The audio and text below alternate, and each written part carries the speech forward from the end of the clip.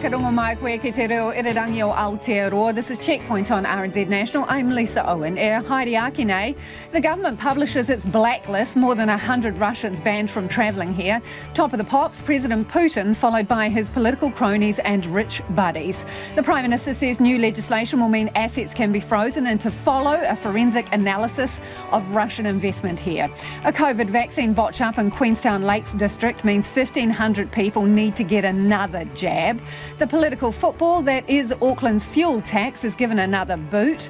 Bringing back the dead, Aussie scientists plan to resurrect the extinct Tassie tiger. Why? And a new Otago cycle track blitzes expectations. Don't forget, catch us live, Sky Channel 83. RNZ News at 5. Good afternoon, kia ora tātou, ko Evie Ashton tēnei. The government will urgently pass legislation allowing it to impose tougher sanctions on Russia, including freezing the assets of oligarchs in New Zealand. Pressure's been mounting to adopt harsher sanctions as the Russian invasion of Ukraine continues. The Prime Minister, Jacinda Ardern, says the Russia sanctions bill will give the government the ability to penalise people, services, companies and assets involved in or associated with the invasion. While the bill will be specific to the Russian invasion, it does importantly allow for sanctions to be imposed against other states which have been complicit with Russia's illegal actions, such as Belarus. The Foreign Affairs Minister, Nanaia Mahuta, says not every Russian individual or company will be targeted. We're looking to target people, services and entities responsible for or associated with Russia's aggression. We want to target those who are economically or strategically important to Russia, and we want to respond to those states or individuals who might help Russia in their aggression against Ukraine. The bill will be introduced on Wednesday. The Russia sanctions bill sanctions will freeze assets and will prevent those penalised from moving their money to New Zealand. It will also stop Russian super yachts, ships and aircraft from entering New Zealand waters or airspace. Jacinda Ardern says the bill will be introduced and passed through all stages under urgency on Wednesday. The President of Ukraine says Russia's shelling of civilian areas is deliberate murder. Volodymyr Zelensky made the comments in a video message posted on his social media channels. It seems it is not enough for the Russian troops, not enough ruined destinies, crippled lives. They want to kill more. For tomorrow, Russia is officially announced an attack on our territory, our defence facilities. Most of them were built decades ago under the Soviet government. They were built in cities and now they are in the urban setting where thousands of people work and hundreds of thousands live nearby. This is murder, deliberate murder. Ukraine President Volodymyr Zelensky. More than 1,500 people vaccinated against COVID-19 in the Queenstown Lakes District may not be fully protected because the doses were stored at the wrong temperature. The Southern DHB is contacting those who received the affected vaccinations, which were delivered at various locations in Queenstown Lakes and Central Otago between the 1st of December and the 28th of January. Medical Officer of Health, Dr. Susan Jack, says there's no risk of harm to people who received a dose. We know people may be anxious and we do recognise the impact and the inconvenience to the affected people, and we do sincerely apologise. We are working hard to rectify the situation and to ensure that everyone has the opportunity to be protected against COVID. Dr. Susan Jack says an investigation is underway. 28 of the anti-mandate protesters who occupied Parliament grounds have now tested positive for COVID. The Ministry of Health is urging all those who were at the occupation to get tested and vaccinated. Meanwhile, the Wellington City Council says most of the remaining protesters seem to have left over the weekend, except for a group at Mahanga Bay. The council says work is well underway removing rubbish, deep cleaning and repairing damaged roads, streetlights and sewer pipes. 2 of today's COVID-19 cases are in the Chatham Islands. There are 17,522 new community cases, 2,361 more than yesterday. However, the Ministry of Health says there needs to be care in interpreting daily reported cases, with the 7-day rolling average of cases providing a more reliable indicator of trends. 696 people are in hospital with the virus, 13 are in intensive care. The ministry says more than 8 million rat tests arrived in the country over the weekend, and there are more than 9 million in the government's central supply. The leader of the National Party, Christopher Luxon, has become the 5th MP to test positive for COVID. The others are Attorney General David Parker, Police Minister Poto Williams, Senior National MP Simon Bridges and backbench Labour MP Anahila Kanongota Suisuiki. To sport, and Bangladesh are 119 for 5 after 23 overs in their rain-shortened World Cup cricket match against New Zealand in Dunedin. The match has been reduced to 27 overs per side. The White Ferns desperately need a win if they're to reach the playoff stage of the tournament after their upset loss to the West Indies in their opening game. The Hurricanes have been forced to withdraw from their opening match of Super Rugby Aupiki this week. COVID cases and isolation requirements within the Poua squad mean they're unable to play the Blues in Hamilton on Thursday night. The match has been cancelled and the teams will share the competition points. New Zealand skier Adam Hall is in 15th place after the Super G stage of the Super Combined event at the Paralympics in Beijing. The slalom stage is later tonight. New Zealand Breakers captain Tom Abercrombie will return from an ankle injury against the Brisbane Bullets tonight in Tasmania, not having played since December. The Breakers are last on the ladder with 4 wins from 16 games. And Russian gymnast Ivan Kulyak is being investigated after wearing a war symbol on his leotard as he stood next to a Ukrainian rival on the podium at a World Cup event in Qatar. Gymnastics international body, the FIG, says Kuliak's behaviour was shocking. He stood on the podium with the letter Z taped to his chest. Z has become symbolic with Russia's invasion of Ukraine. That's the news.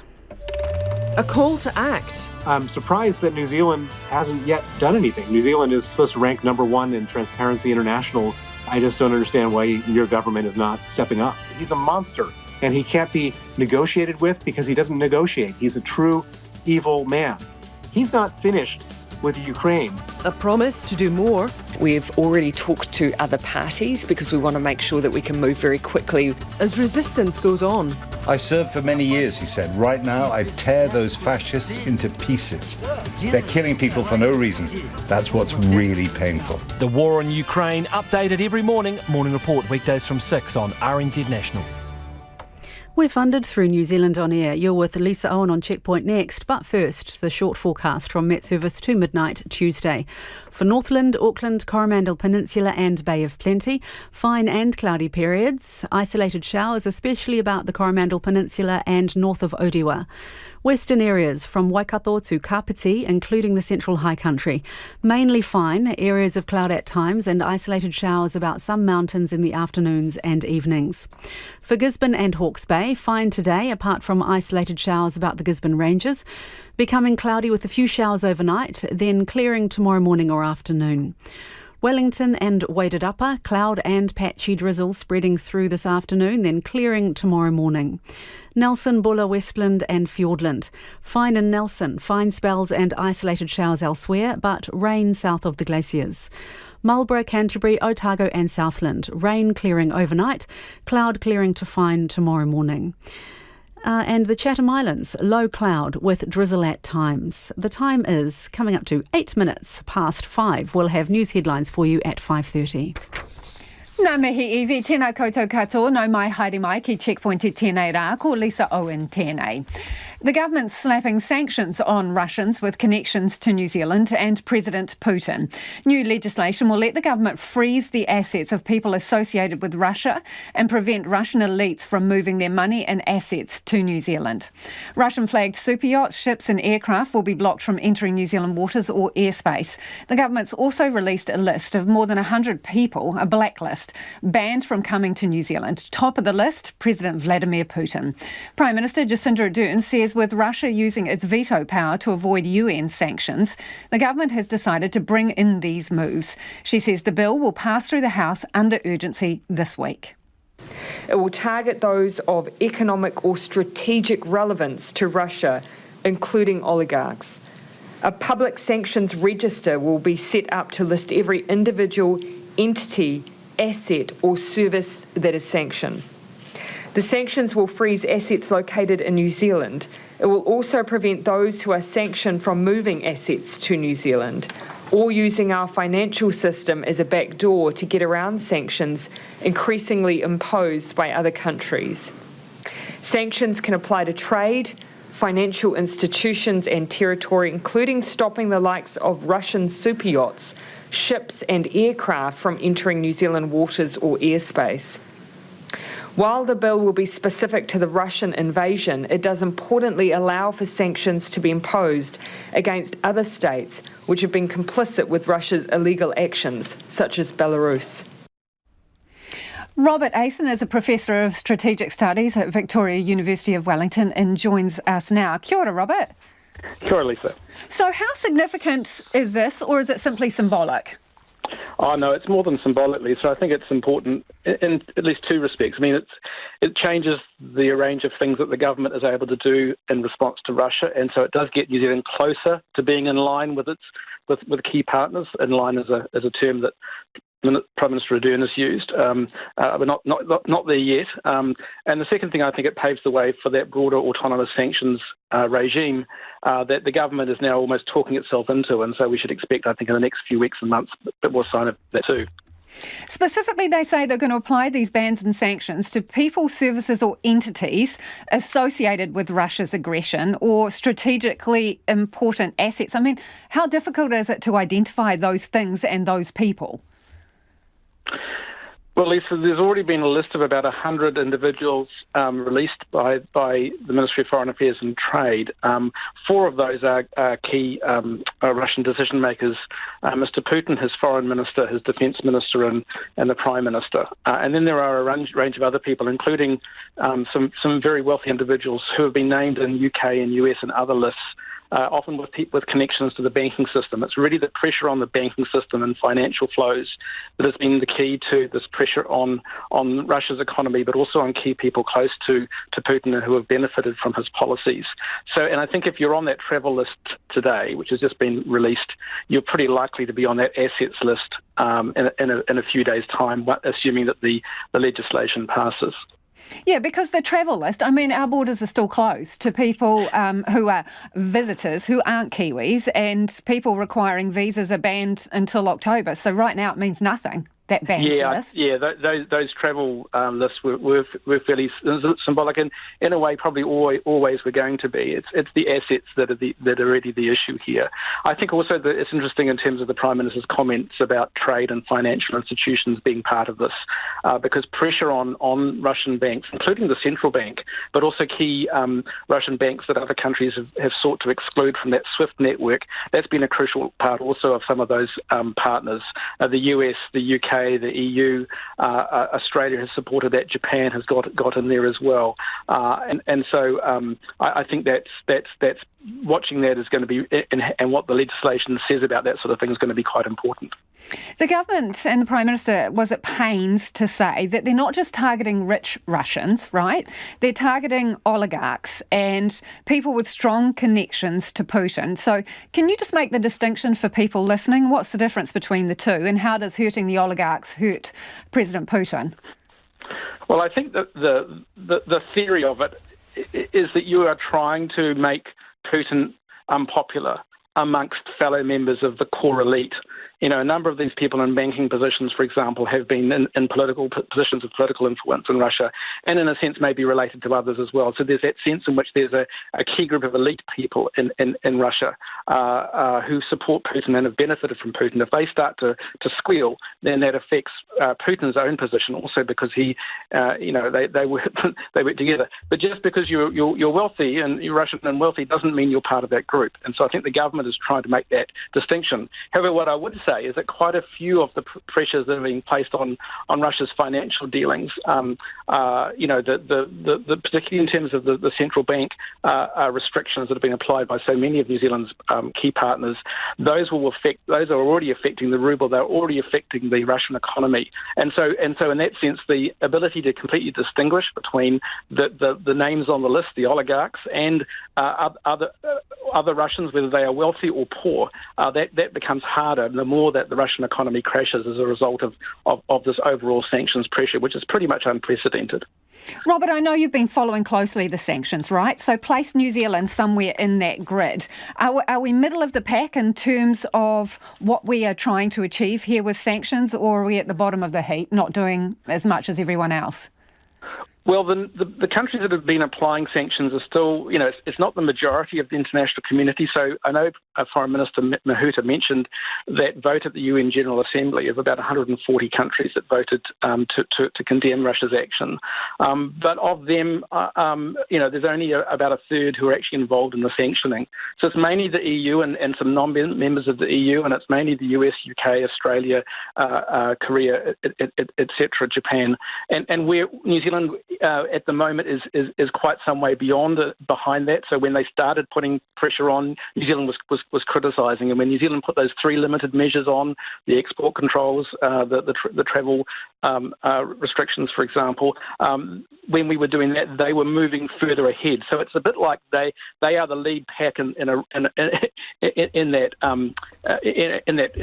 that race, and New Zealand keeps trying to catch up. But each time New Zealand does something, the pack moves further afield. So, but clearly these measures will help bridge the gap. But there are still things that these countries are doing where New Zealand seems to be a little bit, off to one side a little bit. But clearly this does close things a bit. Good to talk to you, Robert. Thanks for joining us. That's Professor Robert Asen, Professor of Strategic Studies at Vic University. Now, we invited the Deputy Prime Minister Grant Robertson and the Foreign Minister Nanaia Mahuta on the programme this evening, but they both declined to be interviewed. It is 16 minutes past 5. Kia mau tonu mai. Stay with us. You're listening to Checkpoint on RNZ National. National leader Chris Luxon has tested positive for COVID-19. It comes after his attack on tax in yesterday's State of the Nation address zeroed in on Auckland's much maligned regional fuel levy. But the plan's critics say scrapping the 11.5 cents a litre tax at the pump would push back projects in Luxon's own electorate. Meanwhile, some of his constituents in Botany appear keen to have their cake and eat it too, out with the tax, but in with planned public transport upgrades. Nick Trubridge and cameraman Nick Monroe went for a drive. It's the talk of the town in Luxonland. Their man Chris's petrol pitcher pledged to Aucklanders that he'll pull the pin on the region's controversial fuel tax.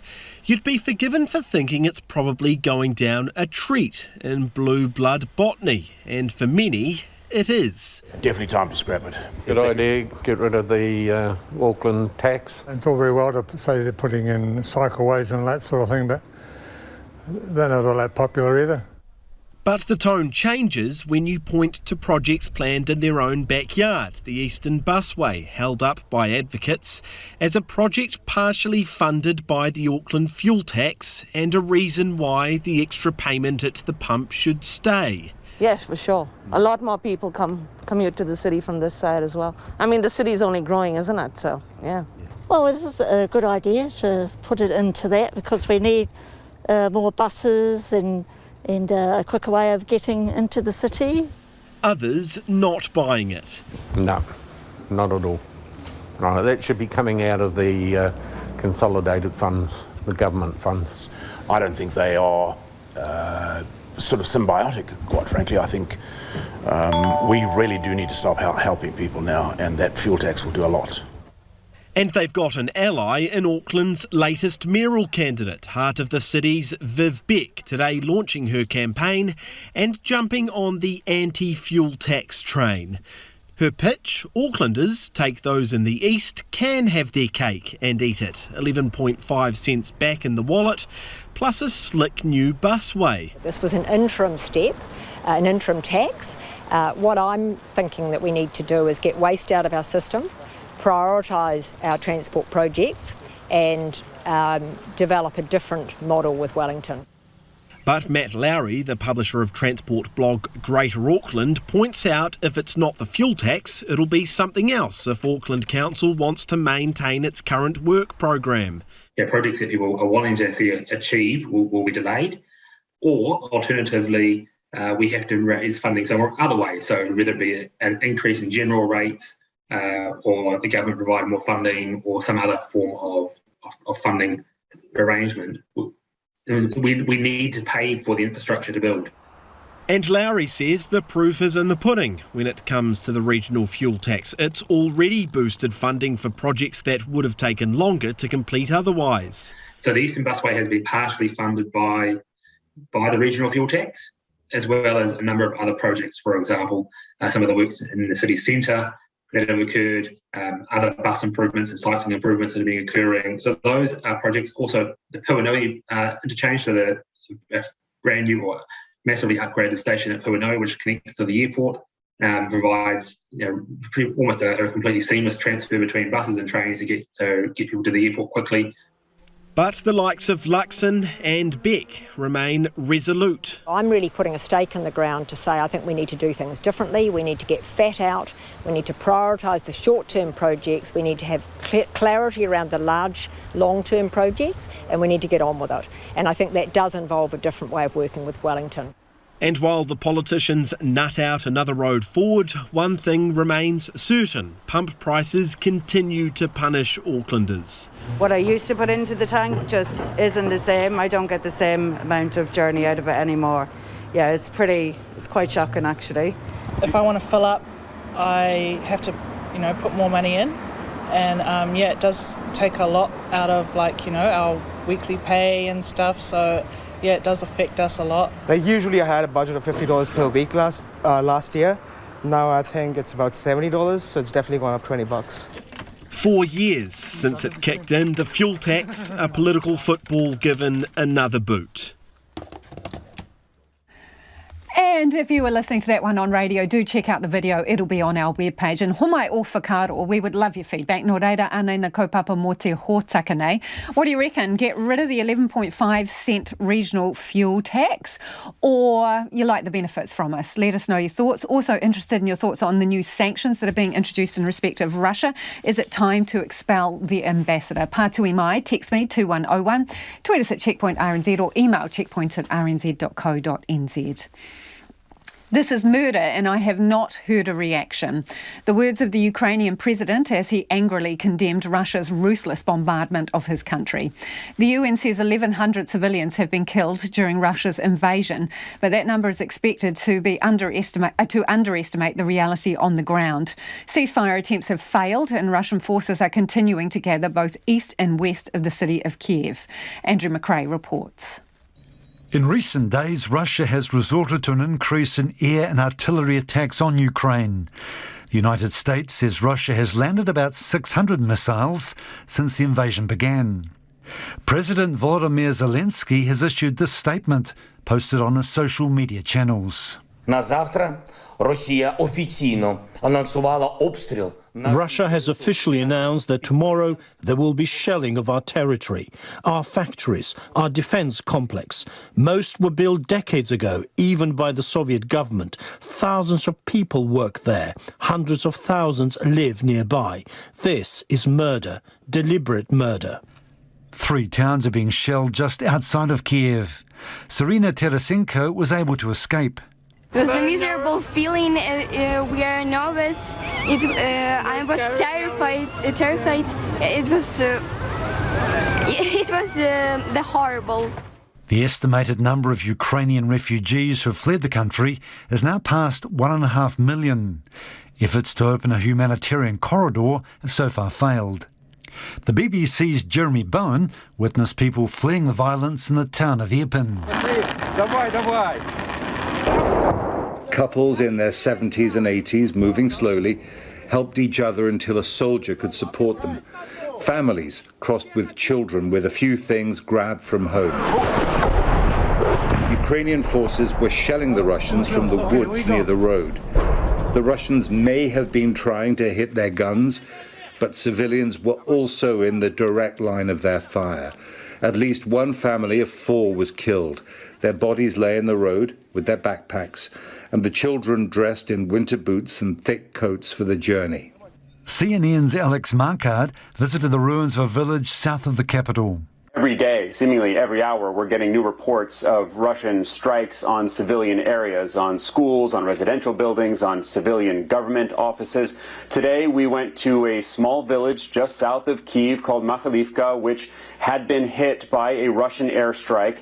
And there we met a man digging in the rubble who lost 5 of his family members, some of the latest in the civilian Ukrainian death toll that is quickly growing. The evacuation of civilians was supposed to have been overseen by the International Committee for the Red Cross. Attempts to make it work have so far failed. Its spokesperson, Ewan Watson, says it's still hoping to facilitate dialogue between the two sides. To actually create the space for this ceasefire to happen, and importantly, we will need probably a couple of days. I mean, we're talking here about 200,000 people approximately, so that is a lot of people to move around. There are fears the Russian military is about to bomb the port city of Odessa. Andriy Meev is an academic living in the city. Odessa is ready to fight, and we will never surrender. We don't want Russian world here. We don't want Russian rules. We want to be independent and sovereign state. We are united as never before. Ukraine says a third round of ceasefire talks with Russia will go ahead tonight, New Zealand time. Russia was less definitive. Up to 1,500 people in the Queenstown Lakes and central Otago area will have to be revaccinated after a major mishap with the storage of the COVID-19 vaccination. The jabs were given between the 1st of December last year and January 28th this year. Southern Health DHB says the Pfizer COVID vaccine was not stored at the correct temperature and the people who got it may not be immune to the virus. Southern DHB Chief Executive Chris Fleming joins me now. Kia ora, Chris. Exactly what went wrong with the storage? Good evening, Lisa. Look, the temperature that the vaccine was supposed to be stored at fell outside the parameters that Pfizer accept and was picked up on the data logger that there had been an issue. So was it too hot, the vaccine? Too cold. It was too cold? Okay. Yes. So when you say it was picked up on the data log, at what point exactly? Well, look, our immunisation coordinator went on an accreditation visit to the provider on the 2nd of March, and it was picked up there. So is it that long between checks normally? Look, there's 130 providers, excluding pharmacies, around our district, and it is only a periodic review. Providers are required to provide information to us if there are known events. And does the provider not check the log themselves on a regular basis? That will be something that we'll be looking at when we get into the independent review, independent investigation, which I've also announced today.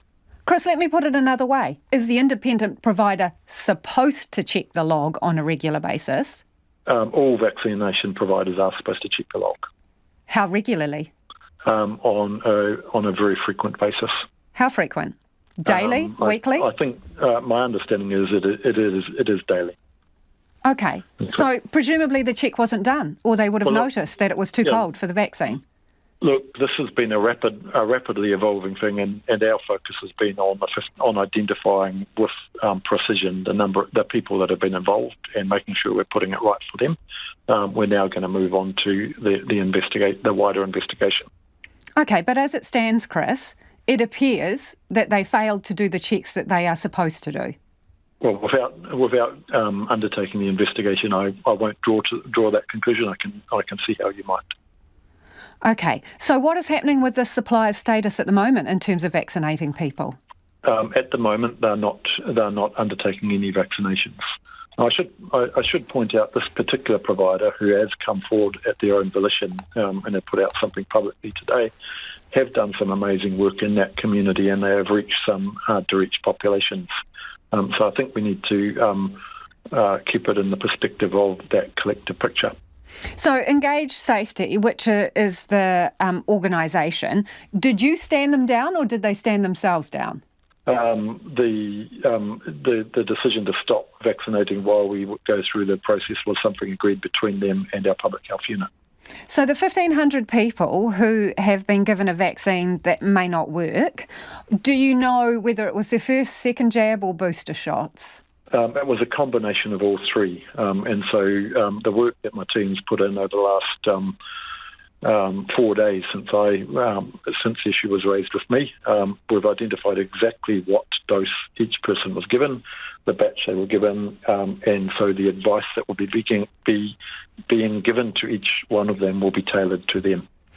You mentioned that this organisation targets hard-to-reach populations, so how confident are you can get these people back to have another vaccination? I'm pretty confident. We've got all the contact details, and we know we've got plenty of vaccination capability in this wider region. In terms of your other audits of people carrying out vaccinations, are they all up to date? Any other issues?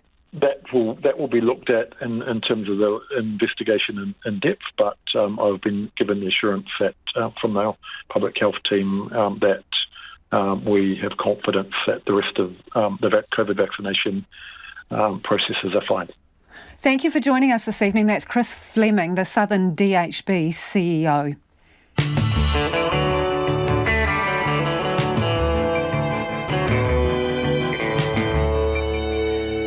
E te iwi e haere nei e a Checkpoint, the online surgical tutorials for Ukrainian health workers having to treat war wounds.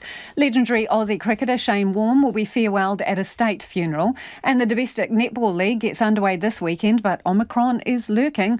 Homai o whakaaro, we would love your feedback on anything you've heard on the program this evening. You can text us 2101, tweet us at Checkpoint RNZ, or send us an email, checkpoint@rnz.co.nz. Time now for the headlines. Anei a iwi mina pitipita kōrero. The government will urgently pass a new law this week, allowing it to impose harsher sanctions on Russia as the Kremlin's invasion of Ukraine continues. Under the Russia sanctions bill, the government will be able to penalise people, services, companies and assets involved in or associated with the invasion. A Queenstown-based vaccination provider has apologised after more than 1,500 people received COVID-19 doses that had been stored incorrectly. The DHB was alerted that the vaccine doses were stored at the wrong temperature by an immunisation coordinator who visited Engage Safety last week.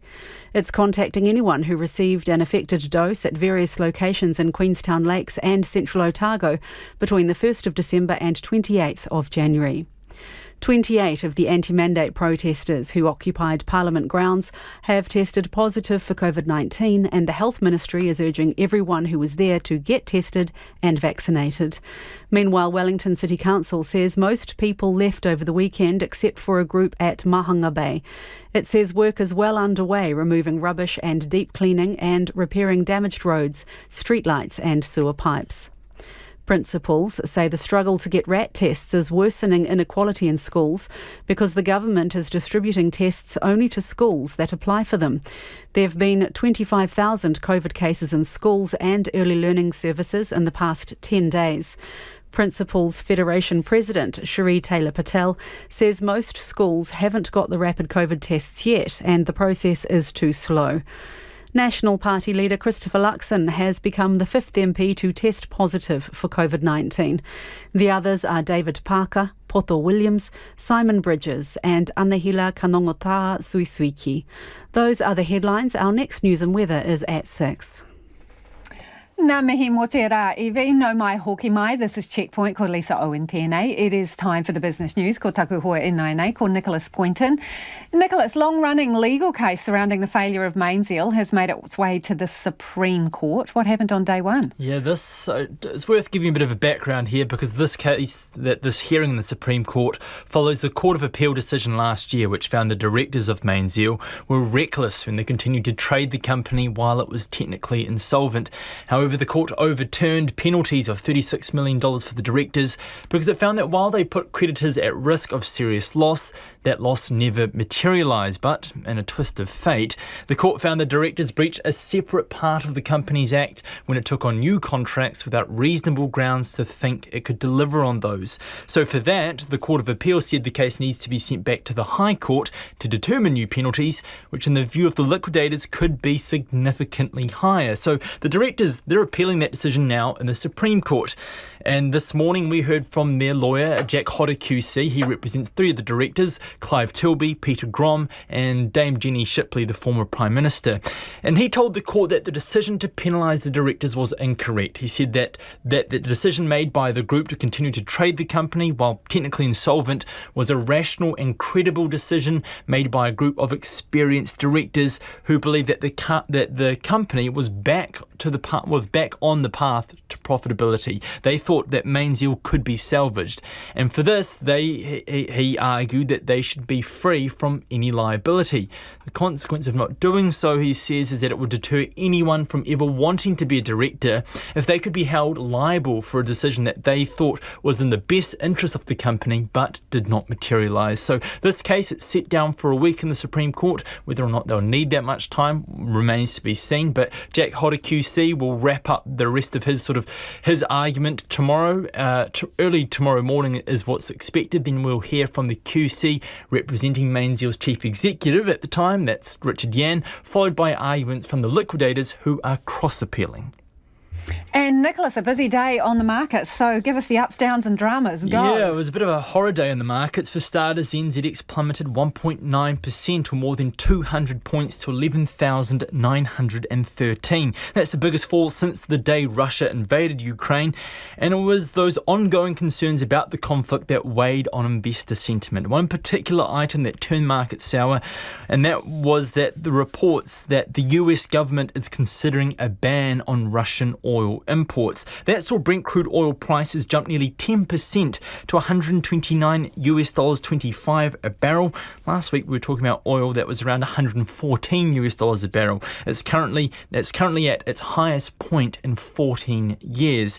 And the concern is that production elsewhere will be unable to supplement that supply. The Financial Times actually had an exclusive interview with one of the US's top shale oil operators over the weekend, who says the country could not replace crude oil supplies this year. He said it was under pressure from its own shareholders to pay dividends, not to reinvest in drilling more wells. The only respite for New Zealanders really is the strength of our dollar at the moment, which is going some way to mitigate some of the pain. It's up about 0.5% to 68.9 US cents, and it's by 93 Australian cents.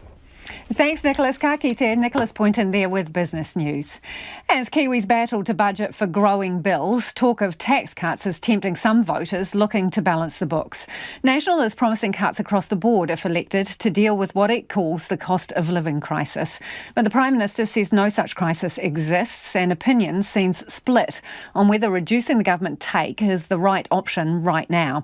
Ane te kairi broata, Anita Blake Person. From grocery bills to petrol prices, rent to retail therapy, the cost of everything is climbing. Food, that is the big expense for me, or for our family. It just goes up and up. For Whangarei woman Kerry, there's no doubt about how bad it's gotten, but she's not convinced about National's tax plans. I do think that there is a cost of living crisis, but I don't think the tax cuts are going to work for the ordinary people. National leader Christopher Luxon is promising across-the-board tax cuts if elected. It'd mean those earning $45,000 would save $112 a year on tax, those on $55,000 would save $800, and those on $85,000 would save more than $1,000. Kerry, though, is not a fan. From my experience, every single tax cut has managed to give the wealthy people lots of breaks and the rest of us cents as opposed to hundreds of dollars. It just doesn't feel realistic, especially in this economic climate. But on the other side of the fence is Alan. Any form of to put more money in people's pockets has got to be a good option. But tax cuts, yep, start at that. He says there's definitely a cost of living crisis, and for him it's accommodation that's the biggest expense. Whether you're on a boat or in a house or whatever. So yeah, rent basically. If you don't own it, it costs a fortune. On News Hub's AM Today, Prime Minister Jacinda Ardern rejecting National's suggestion around how bad the situation is. I wouldn't describe it that way. Okay. There is an impact that people are feeling, undeniably, but I would not describe it in that way. Okay. New research from Consumer NZ shows the cost of living is the #1 concern for New Zealanders, surpassing previous top concerns of COVID-19 and the price of housing. John Duffy is the Chief Executive of Consumer NZ. He says the growth in cost of living and inflation is not matching growth in wages, but he's not sure we're at crisis point yet. I don't want to be a doomsayer, but it could get a lot worse. So I'm not sure if we're at crisis point yet, but we're certainly at the point where we need to be thinking about how we are helping consumers ride this out. But when it comes to these tax cuts, he's not convinced. So proportionately, lower and fixed income families will get less in the hand from across the board tax cuts like this. So in my mind, any solutions involving tax cuts need to target the worst impacted by inflationary pressures, and that would be low and fixed income households. Economist and co-director of Massey University's Māori Business Unit, Te Au Rangiho, Dr Matthew Ruscridge, says the cuts may provide some economic stimulus but would likely mean a cut in improving government services. Individuals with more money in their pocket are unlikely to be able to get together to do things like fix hospitals, fix courthouses, and improve our water supply. And those are the things that really need investing in at the moment. And he says those on higher income brackets are disproportionately not Māori, which would affect who benefits from the cuts. And so non-Māori are likely to benefit less from the tax deductions. There is though some interest, the Māori economy, the Māori asset base is really going from strength to strength, and there is obviously a reduction in tax obligations for these Māori entities as a result of this tax cut. So it'll be a bit of a mixed bag. I imagine it will be less beneficial for whānau than it will be for Māori enterprise and some of those big Māori organisations. Sandy Lau is a partner at PwC specialising in tax. She says while high-income earners stand to benefit the most from the changes, there is merit in taking a look at how the system works. These practice hasn't really moved in over 10 years. It does make tax policy sense for these to be thought about.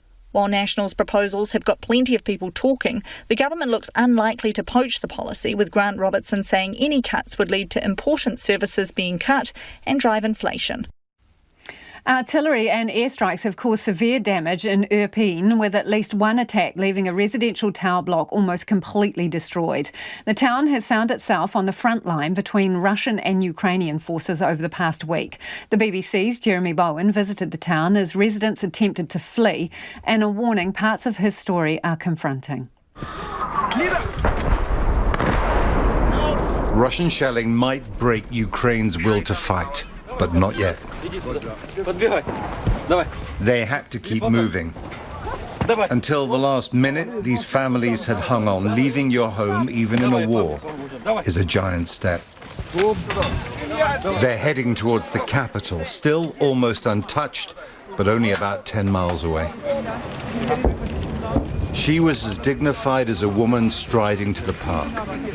In fact, like all of Ukraine and Russia, they are struggling into a dark future. Ukrainian troops were moving back into Irpin, and this is why its people left.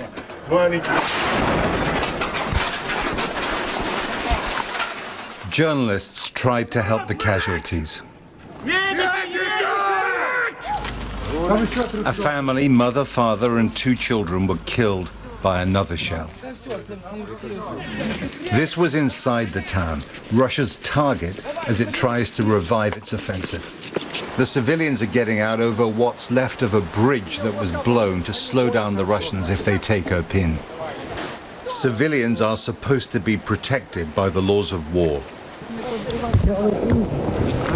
Russian shells were very close. Good luck, huh?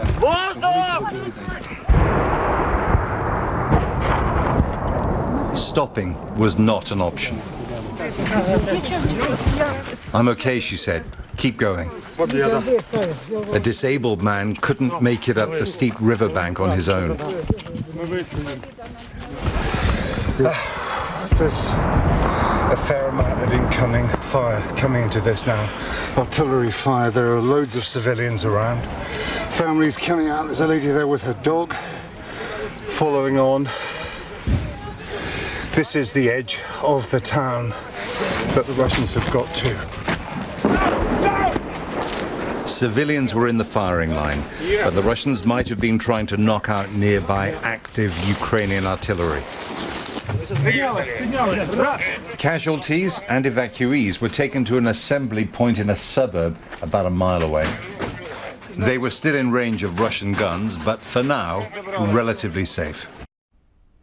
It has the makings of a sci-fi flick, or if you want to go old school, maybe Mary Shelley's Frankenstein. But it could be closer to reality than we think. Scientists trying to resurrect a creature extinct from mainland Australia for about 3,000 years, all thanks to genome sequencing, something you're probably all too familiar with due to the pandemic.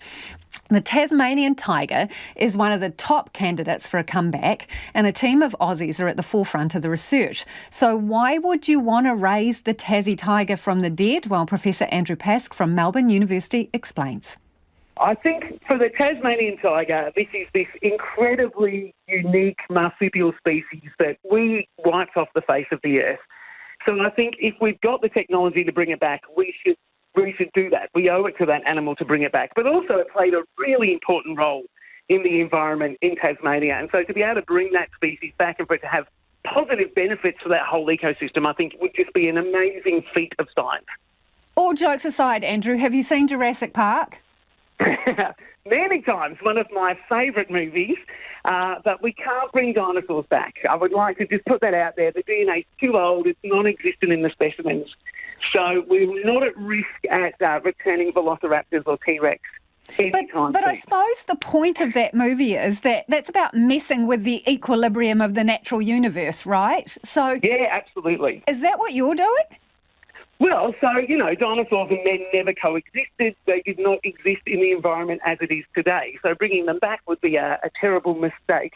Whereas the Tassie tiger was here just 80 years ago, right? So it's not the same thing. And the ecosystem from which it lived in, that we wiped it out from, is still pretty much unchanged in the Tasmanian wilderness. And so there is a place to put it back where it naturally lives. So I think it's a very different scenario to, bringing back a T-Rex and putting it in the middle of New York, which I think everybody would agree is a terrible idea. We Kiwis, well, not all of us know what a Tassie tiger is. Give us the sort of, 1 minute quick guide to the Tasmanian tiger. I think it is the coolest marsupial that ever lived. It looks exactly like a wolf. It was about the same size as a wolf, or a small, medium-sized dog, I guess, maybe Labrador size. And it had stripes all down its back. Looks exactly like a dog. If you were to see it, you would just think it was a dog, yet it had a pouch, and it raised its babies in a pouch just like a kangaroo or any other marsupial. And importantly, it was an apex predator. So they're those animals that sit right at the top of the food chain and eat all the animals underneath them. And there are no other examples of apex predators in marsupials. It was our only marsupial apex predator.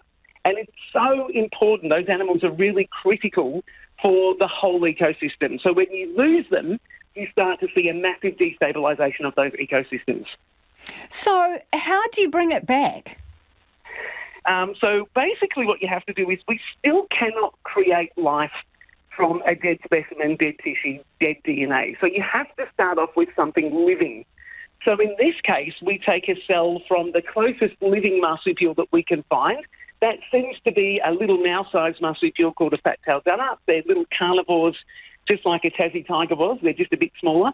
And basically then what you have to do is you have to edit that cell to turn it into a Tasmanian tiger cell. And then once you've done that, you can use that cell to create a whole living animal from. And that's basically the nuts and bolts of how you do it. Andrew, you're talking about genetic engineering? That's it. So we have to compare the DNA, so the blueprint of the thylacine with the blueprint of the dunner, or this little marsupial mouse, and we figure out everywhere that they're different, and then you go in and you engineer those differences into your marsupial mouse cell, essentially turning it into a Tasmanian tiger cell. What risks are there associated with that? Because you'll know there'll be a lot of people who are very opposed to genetic engineering.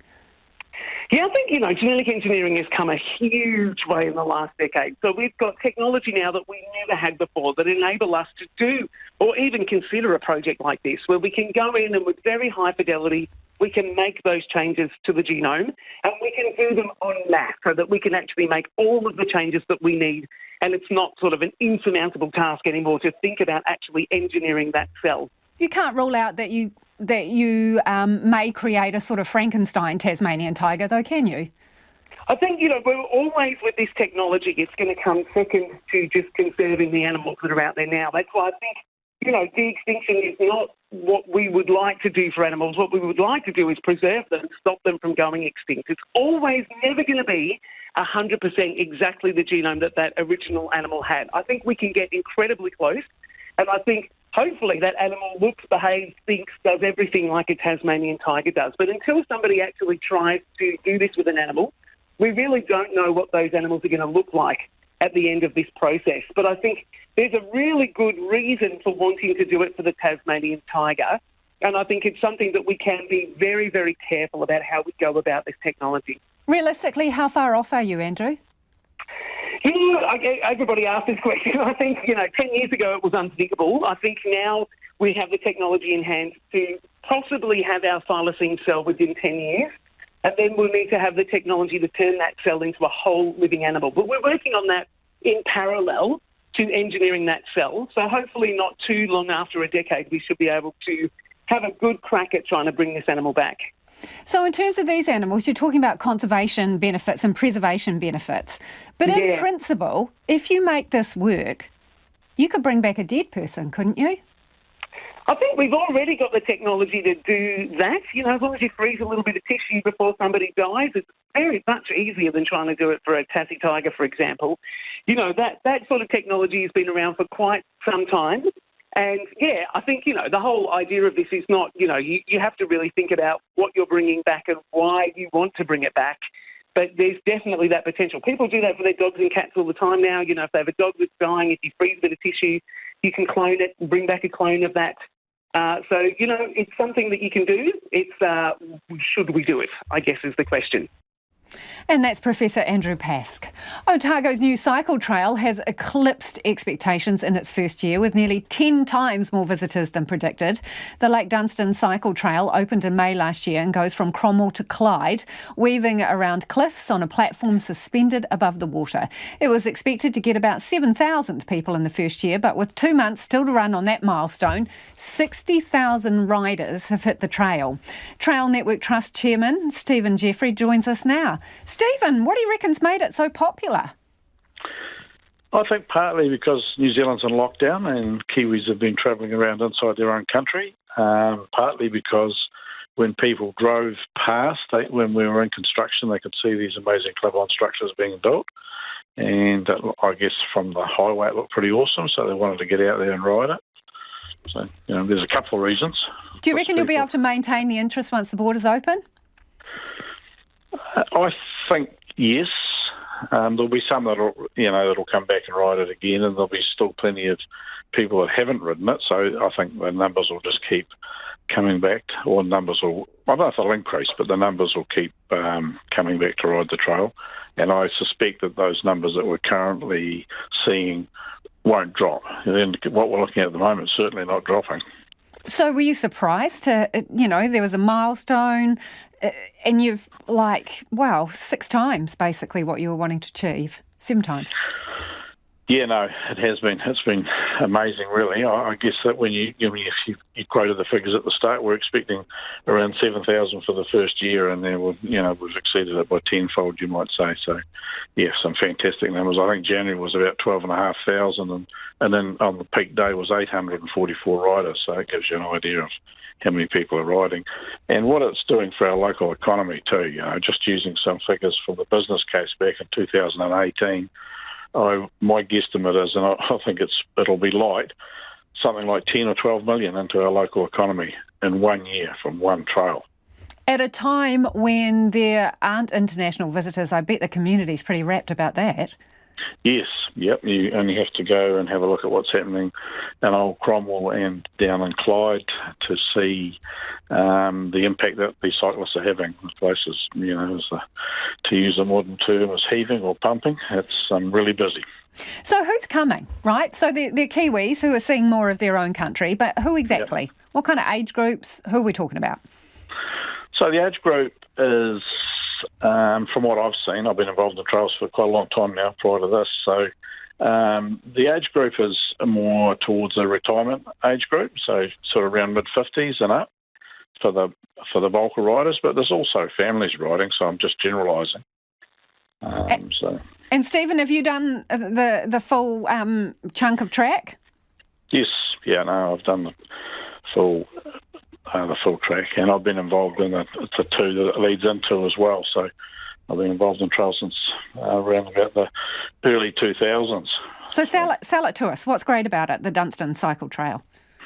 Oh, it's a stunning ride. You know, to me, it's the isolation. You know, when you're looking at the views, the vistas, looking back up the lake and looking into the range behind the trail, it's just stunning. So, and you're not going to get into places like that very easily. Well, you couldn't before, and now you can. You can ride where it was basically inaccessible. So, and there's the history behind that. There was early gold mining, and some of these, when you're getting towards Clyde, there was old areas that were in fruit trees back in the day, but they got flooded by the lake. So there's a lot of history there. Stephen, there's been much debate here, and some people who shall remain nameless have been asking about electric bikes. And what percentage of people do you reckon are riding electric bikes? Because there's some feeling that could be the lazy option. Yeah, but I'll tell you what, there's just a staggering now how many people use electric bikes. And I'm guessing, but before we did a survey once and we were getting up to nearly 60%. I'm thinking it's north of that now, but we don't have figures to prove that at the moment. But certainly a lot of people are using electric bikes. And it means they ride further too. Like the examples I could give you on the Lake Dunstan Trail, there's quite a few people that will ride from Cromwell to Clyde, say, and then they turn around and ride back again because that's about the capacity of the battery to do that. So I think people are just going generally further. And as I have been asked or told several times, it's not flat, which is true. So having a battery is a bit of a help on this trail. Having a bit more firepower. Thank you for joining us. That's Stephen Jeffrey from the Trail Network Trust there. The domestic Netball League gets underway this weekend under a massive Omicron cloud, with the latest modelling suggesting that the outbreak is likely to peak in the next 2 weeks. The timing couldn't be worse for the ANZ Premiership. Netball New Zealand doesn't have the resources to relocate squads to a bubble. Instead, the franchises will have to draw on a much wider player pool. Bridget Tunnicliffe reports. The ANZ Premiership season launch took place online this morning, with the 6 coaches and captains hopeful of playing a full season. Pulse coach Yvette McCausland-Jury says coaches will recruit players from their National Netball League feeder squads to fill gaps as they appear. We've all worked really hard on to create our own NNL programs that give us depth that we can draw on. So that's our first focus and first port of call. But I think, as everyone said, being agile is really key. Making sure that within our groups that we've got enough depth, and 10 doesn't seem very deep some days, but that's all we've got to work with. It's a big year for netball with the Commonwealth Games in July, and the ANZ Premiership will be the last chance for players to put their hand up for Silver Fern selection. Players are just hoping they'll get enough court time. Under new protocols, if 4 or more players in a team are affected by COVID, the franchise can apply to get the game postponed. The Stars coach Kitty Wills told RNZ that she will even approach retired Silver Ferns to get her side through the season if Omicron wreaks havoc. You know, you've got Timalissi, we may be even getting Liana to pull her boots back on, Storm. So they're all, like, in my mind, I'm compiling this list of who can we call. Wills is talking about the likes of Timalissi Whakahokotau, Storm Purvis and 44-year-old Liana de Brain. The Auckland-based Northern Mystics are the defending champions and know they've got a target on their backs. Mystics coach Helene Wilson says it will take more than just the top 7 players to get through this season, and the team that's able to adapt with the players available will come out on top. Wilson says they've looked closely at where they can still improve. We've set some standards for ourselves that we hope will keep us ahead of the game. And no matter what's being thrown at us in the pre-season, we just keep training hard and bringing our best selves to training, because every training is a gift at the moment in Auckland. So that's been our approach. Katrina Rore, the fourth most capped Silver Ferns player of all time, was one of three major signings for the new look Magic. Rore, who had her first child last year, announced just over the weekend she's expecting again. Magic coach Mary Jane Araroa says she doesn't know if Rore will still be available for the first few rounds. It's up to her really how far she wants to go into it with her pregnancy. So we're holding those discussions this week with her. Former Silver Ferns captain Amelia-Ann Ignacio is also coming back from having a baby and will be on limited minutes for the first month of the campaign. Mystics captain Sulu Fitzpatrick was one of the Silver Ferns who contracted COVID-19 on their return from the International Quad Series in January. She spent 17 days in MIQ and is still getting back to full fitness. Fitzpatrick knows more than anyone that they will need to be adaptable this season. You can't predict what's going to happen next week. You've got to live day by day. So that's what we're doing. We're just taking things day by day. Whoever turns up to training is who's there for that day. We make sure that we train with purpose and then take on the next day as it comes. The Premiership starts on Sunday with the Magic hosting the Mystics in Hamilton. OK, your thoughts on whether we should ditch the fuel tax in Auckland. Craig in Kapiti's got in touch to say, I hear all this talk about the Auckland fuel tax. Unfortunately, here on the Kapiti coast, our petrol is still more expensive than Auckland. Go figure. This one says, I live in Auckland. I'm super excited about the long-term light rail, second bridge and Northern Rail expansion plans. How will that be paid for without the fuel tax, they ask.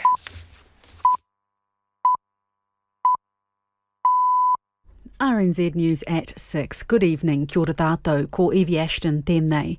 The Russian President Vladimir Putin and Foreign Minister Sergei Lavrov are at the top of New Zealand's travel ban list as this country moves to introduce targeted sanctions. It's moving away from the long-held position of imposing sanctions in line with the United Nations, citing Russia's veto power as the driving reason. Here's our political editor, Jane Patterson. The government's describing this legislation as establishing a first-of-its-kind targeted autonomous sanctions regime. It will allow sanctions against those responsible for or associated with Russia's invasion of Ukraine and those economically or strategically important to Russia, including oligarchs. Assets could be frozen and people, funds, aircraft and super yachts blocked from coming here. A travel ban list of more than 100 individuals has been released, people who could also become the target of these more severe sanctions. Meanwhile, the British Prime Minister Boris Johnson is hosting meetings at Downing Street with the Canadian and Dutch Prime Ministers to discuss the crisis in Ukraine. Western powers are preparing to agree on further sanctions on Russia. A vaccination provider in the Lakes and Central Otago region that botched a number of doses may not have undergone necessary checks. More than 1,500 doses were administered after being stored at an incorrect temperature. Those who received those vaccines may have to be revaccinated. Southern District Health Board Chief Executive Chris Fleming told Checkpoint that an investigation will take place to establish whether the required checks were completed. He understands that all vaccine providers were supposed to undergo daily checks. Look, this has been a rapidly evolving thing, and our focus has been on identifying with precision the people that have been involved and making sure we're putting it right for them. We're now going to move on to the wider investigation.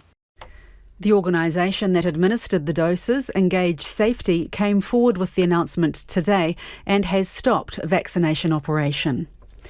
There have been 25,000 COVID cases in schools and early learning services in the past 10 days.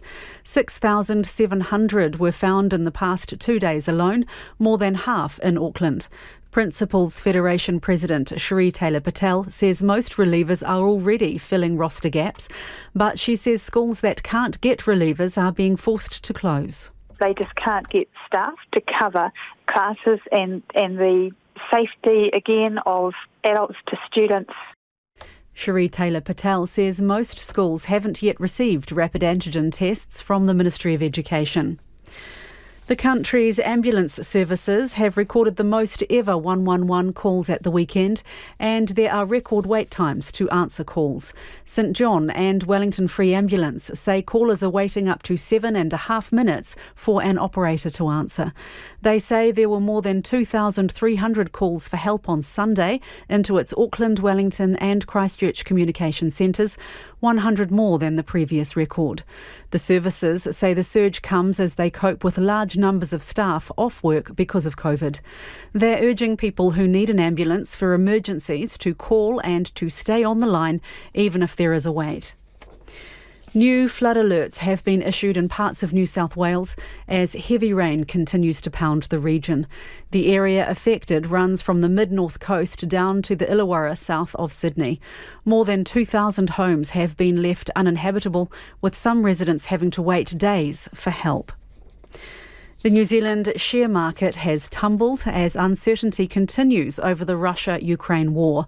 The benchmark NZX 50 fell 229 points, or 1.9% to 11,913 points, the biggest fall since the day Russia invaded Ukraine.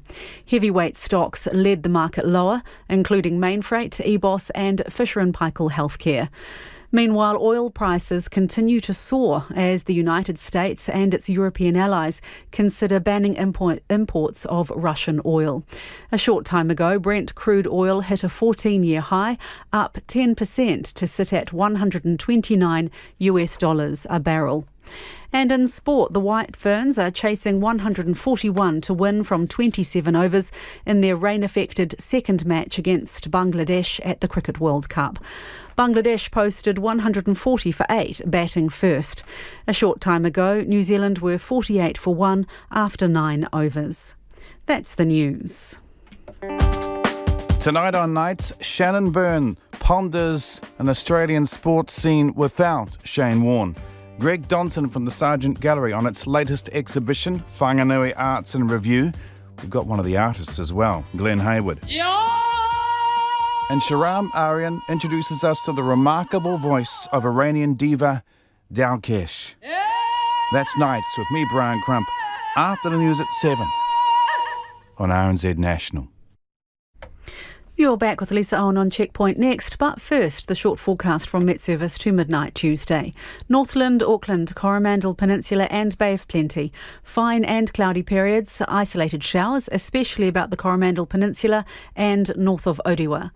Western areas from Waikato to Kapiti, including the Central High Country. Mainly fine, areas of cloud at times and isolated showers about some mountains in the afternoons and evenings. Gisborne and Hawke's Bay, fine today, apart from isolated showers about the Gisborne Ranges. Becoming cloudy with a few showers overnight, then clearing tomorrow morning or afternoon. For Wellington and Wairarapa, cloud and patchy drizzle spreading this afternoon, then clearing tomorrow morning.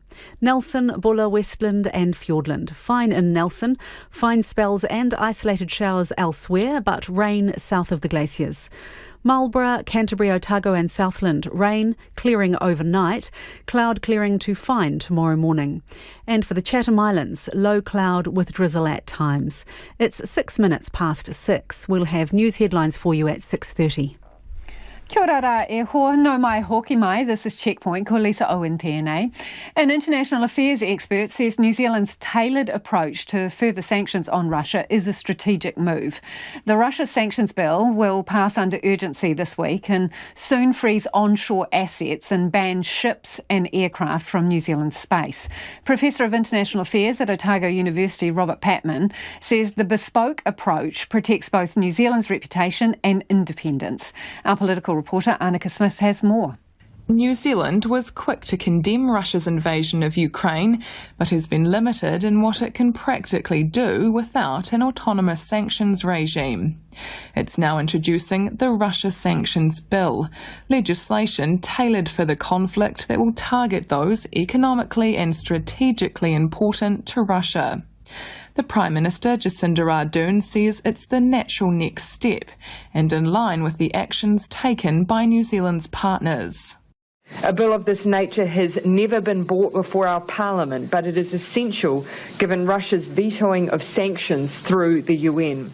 The new sanctions can be applied to people, companies, services and assets of those in Russia responsible for or associated with the invasion of Ukraine. The sanctions will freeze assets, prevent those penalised from moving their money to New Zealand, and stop Russian super yachts, ships and aircraft from entering New Zealand waters or airspace. Foreign Affairs Minister Nanaia Mahuta says such sanctions are necessary to show the strength of New Zealand's condemnation of Russia. The creation of this targeted sanctions bill will send a very clear signal that New Zealand will not be a safe haven for those wishing to move their investments here to New Zealand. Professor of International Affairs at Otago University, Robert Patman, says tailored legislation over a generic autonomous sanctions mechanism is a strategic move. We've gone for a dedicated bill which is specific to Russia, the Russia sanctions bill. The merit of that is that it enables us to do everything we want to do, but it's not necessarily a generic bill that could be applied elsewhere. Mr. Patman points to New Zealand's approach towards China that stood apart from its traditional Five Eyes allies in the past. He says legislation designed specifically for the Russian conflict leaves New Zealand with a get-out clause when it comes to other international issues down the track. I think one of the concerns that exists is that if we had an autonomous sanctions mechanism, then we might come under pressure from some of our allies to do things that we don't really want to do. Mr. Patman says small countries like New Zealand have big stakes in the maintenance of a rules-based system. It's for this reason he says the government must do everything it can, and he says New Zealand is well positioned to do so on the international stage. New Zealand's got quite a lot of international political capital. The way it responded to COVID-19 and also the way it responded to the terrible Christchurch terror atrocity. We shouldn't overestimate our possibilities, but we shouldn't underestimate them either. The legislation will be passed in full under urgency on Wednesday, with the intent to introduce sanctions next week. On the subject of Russia and sanctions, a few of you getting in touch. Jeff from Christchurch says, so does that mean the government is now banning all activity with China? They are Russia's biggest supporter. Another, why are we not expelling the Russian ambassador? And Dave wonders, what effect will the new Russian rules have on joint ventures like Sea Lords Fishing that operate Russian ships and crews? And Terry says, putting sanctions on Russian oligarchs in the hope they will tell Putin to lay off Ukraine is a joke. Putin is the front of the oligarchs' vast wealth. Putin won't worry if the oligarchs lose the yachts, planes and houses. What the sanctions will do is open up business opportunities to UK and US businesses that previously have been excluded. National Party leader Christopher Luxon has become the fifth MP to test positive for COVID. He says he feels fine and will be isolating at home. Meanwhile, after more than 2 years, COVID-19 has reached the remote Chatham Islands, 800 kilometres east of New Zealand's mainland. The islands are home to around 600 residents and 2 were confirmed as having the virus yesterday. Both are in isolation. Samantha G has more. Chatham Islanders have been preparing for the day COVID-19 arrived in their community. Local airline Air Chathams is part of a regional leadership group set up to prepare for community transmission, and its chief executive, Dwayne Emery, says it's been a unique challenge. It's a tough one for the Chathams because we are so isolated. It needs a more bespoke solution than the rest of the country, and combined with a lower level of medical infrastructure and a big body of water, it's fairly unique. So there has been a fair amount of anxiety throughout the pandemic on the island. He says, in general, the community was prepared for COVID's inevitable arrival. There's definitely a tide change there, where people are understanding that, COVID was most likely going to find its way out there sooner rather than later, and everyone was just kind of making their own plans to ensure that when it did, that they were good to go. The Chatham Islands Health Centre is staffed by a general practitioner and 4 nurses. Its health services are managed by the Canterbury District Health Board.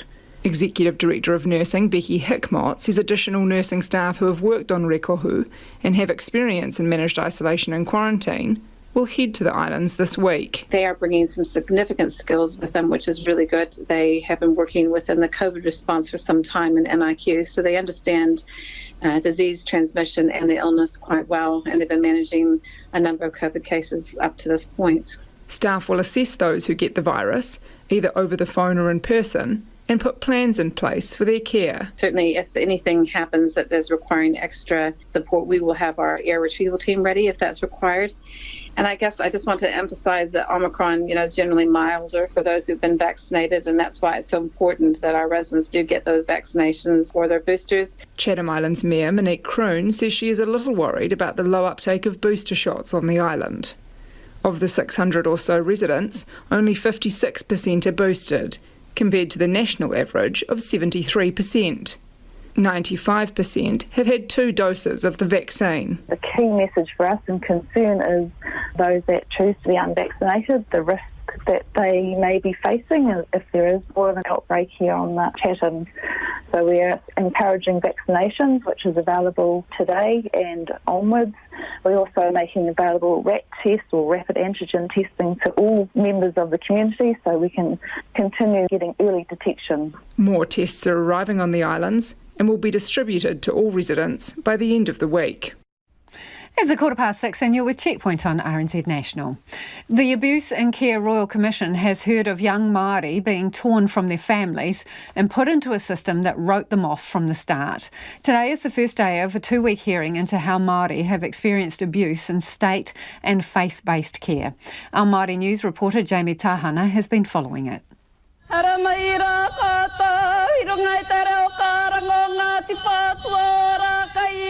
The pōwhiri rang out across Auckland's Ōrākei marae for the start of 2 weeks of painful testimony. It's the latest chapter in the long-running Abuse and Care Royal Commission of Inquiry, this time focusing on the experiences of Māori.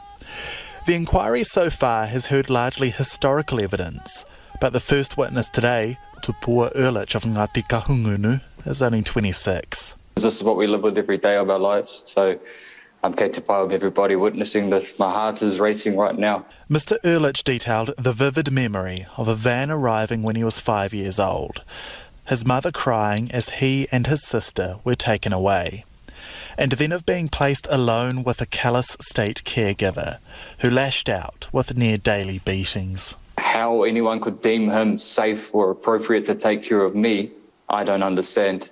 You take me away from my whānau and place me with someone who beats me nearly every single day. I missed so many days of school due to the bumps and bruises and black eyes that he'd left me with from as young as 5. My pain turned to anger very, very quickly because no one was there, no one had my back. Things kept getting worse for Mr. Ehrlich. So my father passed away and I was living with this man. This one day, I just finished getting a hiding and, I was crying on the floor. I remember I was bleeding and the door opened and he says, "Oh yeah, your dad's dead, by the way," and the door closed behind him. At age 6, he summoned the courage to report the caregiver, but instead found a system that he said closed in to protect itself. He was dragged through a court process and then moved from house to house until he was a teen. Mr. Ehrlich told the inquiry there was no contact with his Māori side. He neither encountered a Māori social worker. From the start, he was dismissed as a, quote, future youth justice. It's a train track that the Crown has laid down for us, and it's so hard to get off that. Now, I've attended education centres with some bright young Māori men who just aren't given the support they need when they need it, as we've witnessed non-Māori receive. All of those guys now, they all made it into the gang life, into jail.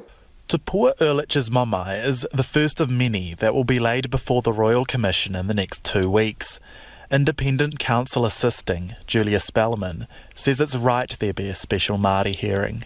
We are here because Māori have suffered more than most, both individually and collectively. We are having this hearing because we know that Māori perspectives and solutions have been previously ignored. We are here so that the Crown and the faith-based institutions responsible for this tūkino can listen.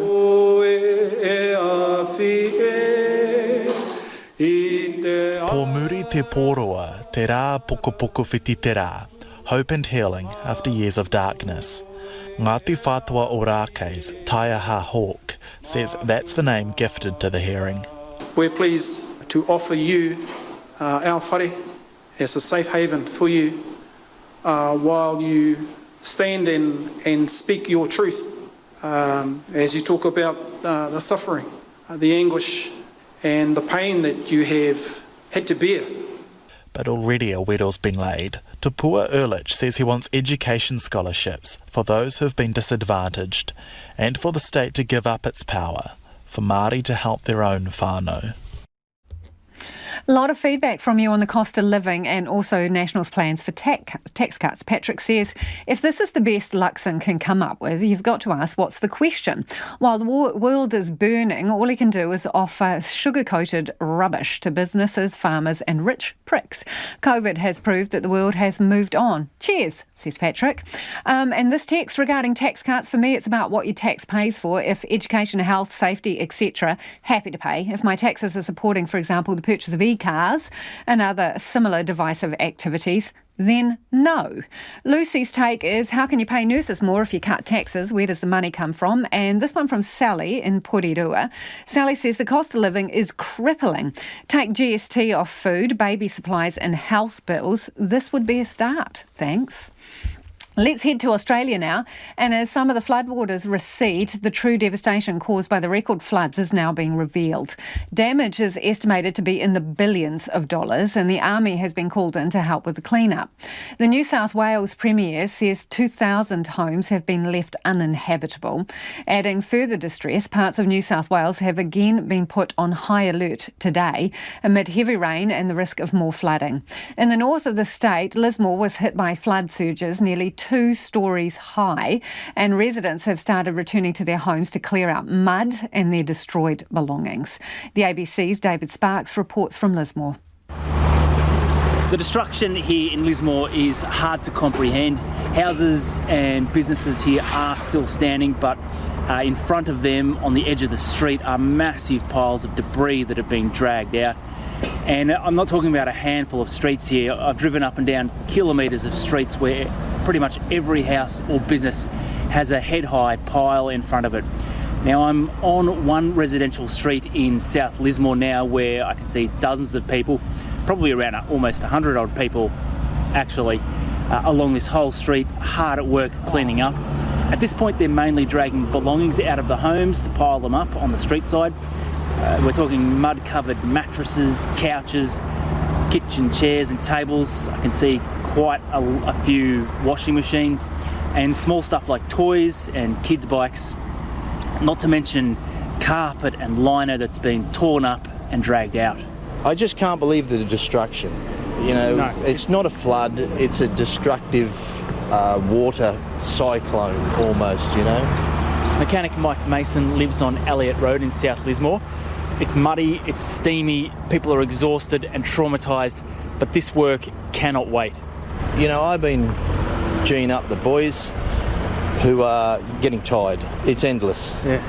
I done a giant day yesterday, and at the end of the day, 8 guys said, come on, we'll help you do this. So then I have to go and help them do that. You know, I just was going to knock off at about 2 this afternoon because I was burnt out. And then a swamp of people came. So we pulled the floors out of up here. They're clean. The young guys giving a hand today is mind-blowingly great. I am so impressed. A bit further down the same street, I came across a group of 20-somethings. They've just spent 5 hours cleaning out the home of a woman they don't even know. Danielle Rodney is one of them. So a lot of us are from Byron and surrounds. We're from just out of Bangalow, and we're helping this lovely lady here clean her house. You look like you've been working extremely hard. I mean this in the best way. You're all filthy, which shows how hard you've been working. What's involved in cleaning a house like this? So something that we found really useful today actually is having this water truck. So my partner works in civil, so we're lucky enough to have this water truck. But to clean something like this, so you've got to get all of the furniture out, salvage what you can, and then it's about shoveling the mud out, and then it's washing down what you can and pushing all of that out. There's been 10 of us here working today, scrubbing on brooms, squeegeeing. We've had young kids, so we had a 9-year-old here earlier putting in a massive effort. In front of another double-storey house, an exhausted-looking man stands at his front gate. G'day, mate. What's your name? Stephen Plim. You've got a huge pile like everyone here. You've got old bicycles, you've got all your belongings. How long did it take you to lug all this stuff out of your house? It's about 3 days now, with the help of a lot of people, different people, and I really appreciate their help. I mean, it's just so overwhelming, the help that we've got. So, what's your plan now? Where do you go from here? Well, I guess we just rebuild and move on, as Lismore does. I mean, we're a tight-knit community, and we'll survive. We will. We'll come back and we'll survive. That's what we are. We're survivors.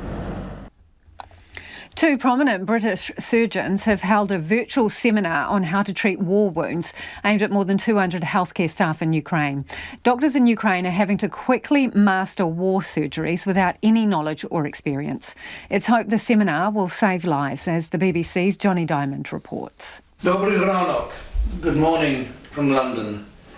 A Zoom tutorial with a difference. In London, two surgeons trying to share what they know with colleagues in need of help. You'd be hard pushed to find anywhere much further from conflict than this office block in West London. But behind me, in a conference room, thousands of doctors, thousands of miles away in Ukraine, are connecting online with a crash course in conflict surgery. Bombing of buildings. David Knott has been running courses like this for years. One thing he knows better than nearly anyone: nothing prepares a doctor for war. War surgery is something completely different, because you need to have a mindset about war. You need to have a mindset to know exactly what to do with patients when they come in, when they've had fragmentation wounds, when they've had blast injuries, when they've had severe gunshot wounds, high velocity, low velocity. It's a completely different ball game. For the doctors in Ukraine who came on the call, the next few days and weeks seem very bleak. It's a disaster. I cannot describe my feelings about it. I'm very sad about that, because all these people will have to suffer and die for nothing. We're all here watching what is happening in Ukraine at the moment with shock. All the British surgeons can do is try and share what they know to save life and limb. I hope to God you will not need to apply this knowledge, but it is always best to be prepared for the worst. Cricket spin king Shane Warne will be farewelled in a state funeral in Melbourne, and an MCG stand will be named after him. Just days since his sudden death, memories are still pouring out about the 52-year-old who lived a big life and left an impact on millions of fans. The ABC's Rhett Burney reports. From fellow sports stars to the Rolling Stones frontman Mick Jagger, tributes for Shane Warne's achievements and antics both on and off the field continue to come in thick and fast. Sports journalist and author Gideon Haigh. One of the words used to describe him most frequently over the last few days is larrikin. And there was a larrikin streak to Warne, but it doesn't capture the whole of him. In lots of ways, Warne was the incarnation of the suburban virtues of courtesy, approachability, evenness, dealt with everyone the same. And it was that ability to transcend between celebrity sportsman to everyday Joe that Gideon Haigh believes makes Shane Warne's death so widely felt by those who aren't cricket fans. He wanted to make people happy, as odd as that sounds. He realised after a while that the gift that he'd been given did make people excited, did give them pleasure. And he found that just intoxicating. And who wouldn't? Sports broadcaster Eddie Maguire describes Shane Warne as a talented, relatable and surprisingly complex man. I've had a fair bit of contemplation over the last 48 hours about Shane. And, we were great friends, but there were so many different aspects to his life. And, a lot of ways I was thinking, the cigarettes he smoked, we know all that. But in a lot of ways, the cigarettes meant that he went from the commentary box down to the outside the ground and met up with the punters and the the supporters, and that was him. He could transcend in a matter of a couple of levels at the MCG, from sitting next to the biggest names in the game and being a superstar and the exalted person he was, to having a dart with the people out the front at the MCG and be just as at home. Yeah, we've heard a lot about his sporting success, but he was a pretty charitable guy too. I've seen him, I've been with him at dinner with Kerry Packer and Lloyd Williams, and they were great friends. And at the same time, I've seen him not just go out and do the sporting visits to hospitals. With the Warne Foundation, he built hospitals. He looked after people, but he checked in on them. And I think that was the key with him, was that, he might have been able to raise money and, get a wheelchair for a kid, or, rebuild the house of, a young footballer in the suburbs who dived into the water in that moment of need. Warne was there, but he also kept in contact. So, you came into Warne's orbit, into Warne's world, but you became part of it. And a lot of views coming in on tax. This person says on National's plans for tax cuts, they would be more meaningful if Luxon offered to reverse the 2.5% GST increase that John Key introduced after he had promised not to increase taxes. Ben's dropped us a text to say, your report on the Auckland fuel tax cost failed to point out that oil prices are surging. It was over $130 per barrel today, briefly. That's the more significant factor and a good reason to reduce Auckland's dependency on roads via tax. Fiona reckons now is not the time to cut petrol taxes. Climate change is real, and this is an opportunity for Aucklanders to consider driving their cars less, try getting a hop card and catching public transport, or doing a few trips by bike or walking if you can. We ask farmers to reduce emissions, and now is our chance to do the same. On the subject of Russia and sanctions, why are we putting sanctions on Russia when we didn't put any sanctions on the US when they invaded Iraq or Afghanistan, says that person. That's about all we've got time for. The Late News team will keep you posted throughout the night. If you missed anything on the show, you can find Checkpoint on Spotify, Apple, or wherever you get your podcasts, as they say. Ko te kaupapa tuatahi pōpō. Tomorrow from 5 a.m. was National Leader Christopher Luxon's State of the Nation address yesterday, unknowingly a super spreader event. He and other fellow MPs are now positive for COVID-19. RNZ News headlines. Kia ora tātou, I'm Evie Ashton. The government says its Russia sanctions bill will target people associated with Russia's invasion of Ukraine, as well as those responsible. 1,500 people in Queenstown and central Otago may need repeat doses after a provider failed to properly store vaccines. Ambulance services had a record number of 111 calls at the weekend.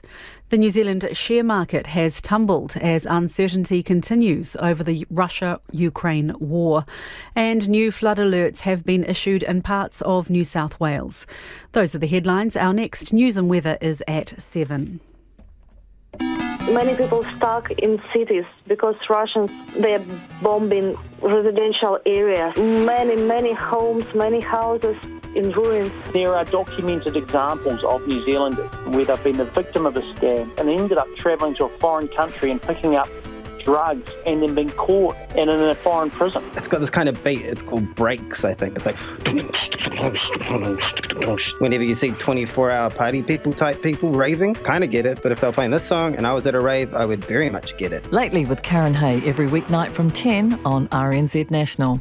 Thanks, Karen. And I'm Brian Crump, getting ready for another night on RNZ National. But before I do, just an update on the cricket. This is the World Cricket Cup group match between New Zealand, the hosts, and Bangladesh in Dunedin. It's a bit of a race to the finish line. To some extent, New Zealand is racing the weather.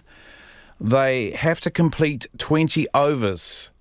If it's rained off before the 20th over, then it's a no result. And New Zealand desperately needs a result, having lost their first group game narrowly to the West Indies last week. The Bangladeshis put on 140. It's a shortened match, only 27 overs a side. So 140 is not such a bad score. New Zealand are now, there was no doubt about New Zealand getting the 27 overs that they need to bowl, that are available to them before it rains. Then New Zealand are cruising. They only need 29 runs off 58 balls. But the question is, if it rains, as I said, before the end of the 19th over, and they're currently halfway through the 17th, and the skies are very leaden in Dunedin. Love your texts if you're in Dunedin, especially if you're in the south of the city. Is it raining there? Because I'd love to know and give me an idea as to whether they're going to make it or not. But once they get to 20 overs, then I'd say New Zealand are ahead and will win this game. They would dearly like to win it outright, of course. One positive is Susie Bates is scoring at over a runner ball, and it's always good when Susie Bates is in form. She's not out 55-odd. Amelia Kerr with her on about 30 runs. The only batter out was Sophie Devine. So New Zealand chasing Bangladesh's 140 are currently 113 for 1, halfway through the 17th over. If they get to the 20th over, New Zealand will be ahead, and then only Bangladesh basically bowling New Zealand out will save them. Otherwise, New Zealand will get the runs, rain or not. But if it rains before